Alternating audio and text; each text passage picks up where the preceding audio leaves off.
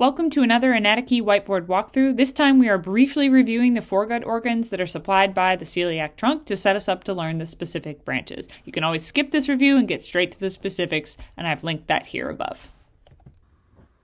Okay, so I quickly drew in some organs of the foregut so we can actually see them, and we can sort of see where we're going to find our celiac trunk. Now I've exaggerated, and also it is very variable how large the stomach is, how large the liver is, how much they overlap.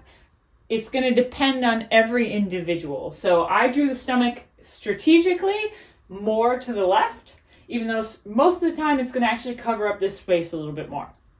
Now the liver, we can see we have a right and a left anatomical lobe separated by a ligament called the falciform ligament that begins to become the round ligament of the liver, or the ligamentum teres, once it gets thicker and used to be that remnant of our umbilical vein that goes all the way to our umbilicus, which is not on this slideshow.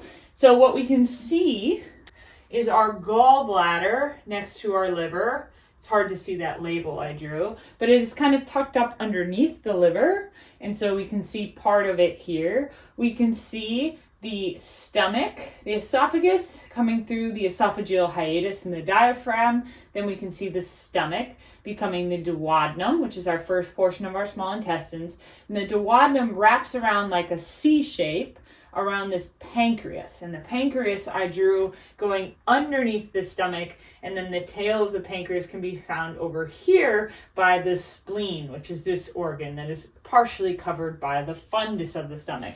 So before we get into the arteries, we really have to understand some parts of our organs, one of which I already mentioned.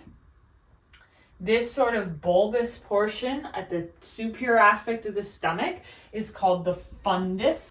Fundus, it's the most fun part of the stomach. This portion here where we are curving around is called the lesser curvature of the stomach.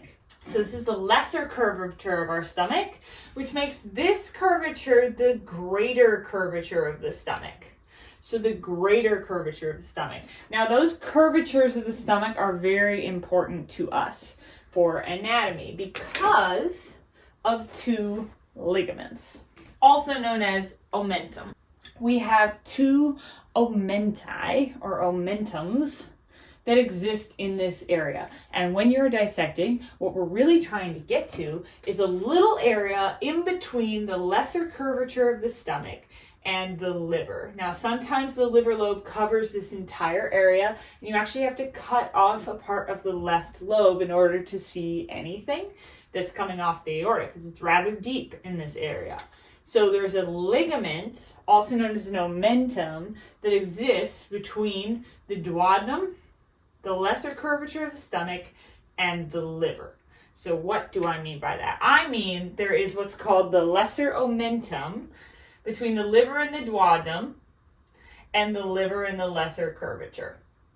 So there is a structure here, and you'll notice as I draw that in, that's literally going to cover all the structures we're looking for.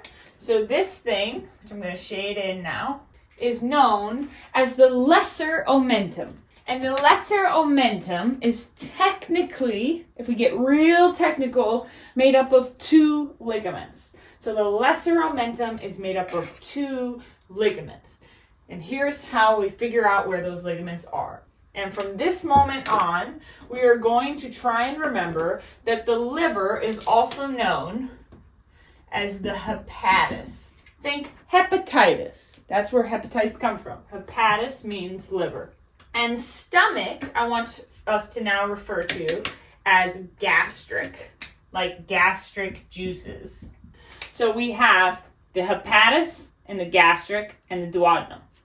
So the portion of the lesser omentum that connects hepatis to duodenum is called the hepatoduodenal ligament.